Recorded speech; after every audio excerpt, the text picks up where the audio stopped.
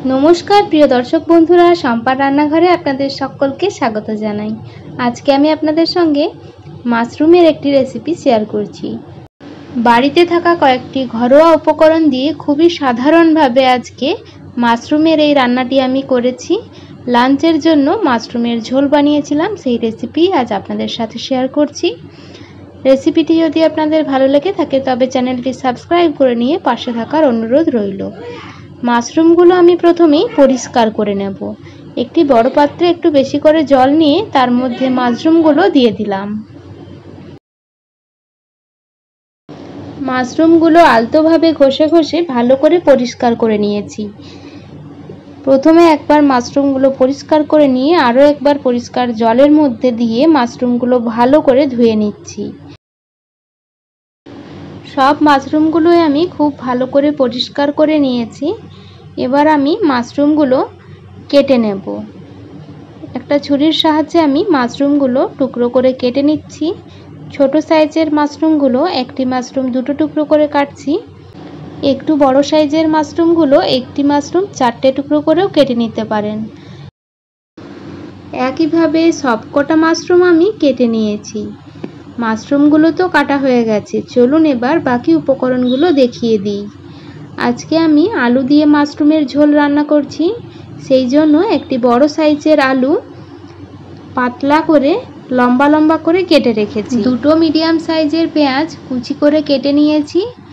2 इंचिर मतो आदा टुकरो करे केटे रेखेछि और 10 থেকে 12টা रसुन निয়েছি और दुटो काँचा लंका निয়েছি। झालटा आपनारा निजेदेर पछंद अनुयायी व्यवहार करबेन।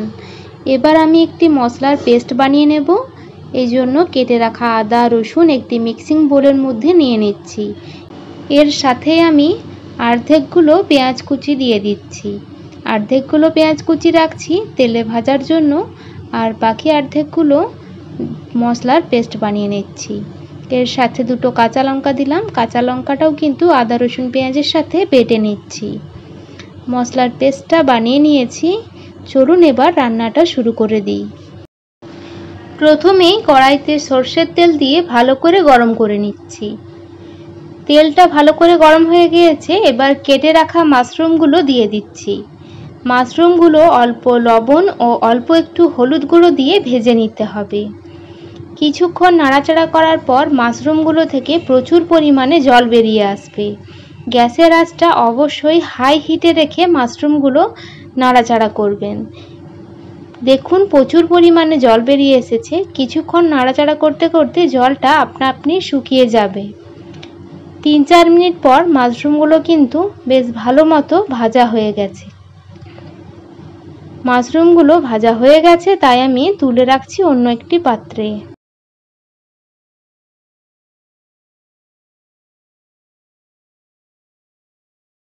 মাশরুমগুলো তুলে নিয়েছি। এবার ওই বাকি তেলের মধ্যে আমি কেটে রাখা আলুগুলো দিয়ে দিলাম। অল্প লবণ ও অল্প একটু হলুদ গুঁড়ো দিয়ে আলুগুলো বেশ লাল লাল করে ভেজে নিচ্ছি।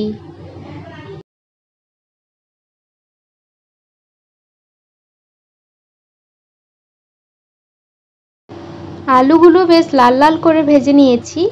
এবার তুলে রাখছি অন্য একটি পাত্রে।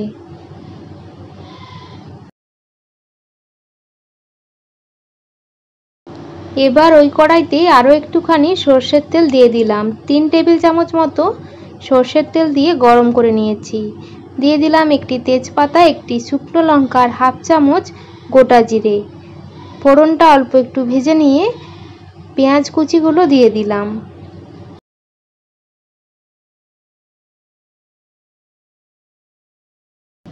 পেঁয়াজগুলো আমি 2 থেকে 3 মিনিট লাল লাল করে ভেজে নিয়েছি। এবার এই তেলের মধ্যেই দিয়ে দিচ্ছি অল্প একটুখানি চিনি। এতে করে ঝোলের রঙটা কিন্তু বেশ ভালো আসবে।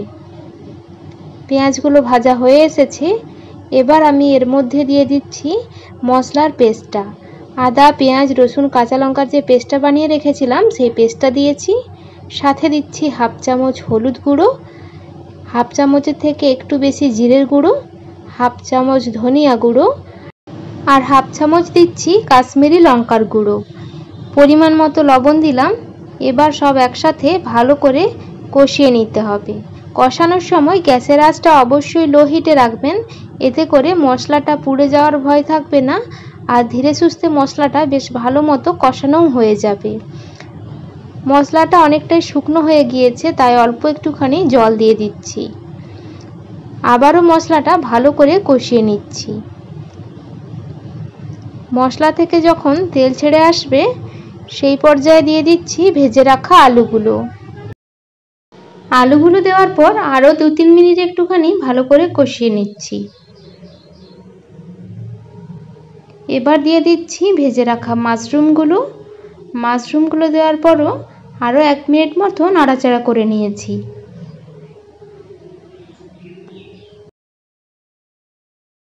মোটামুটি 1 থেকে 1.5 মিনিট মতো সমস্ত কিছু ভালো করে কষানো হয়ে গেছে।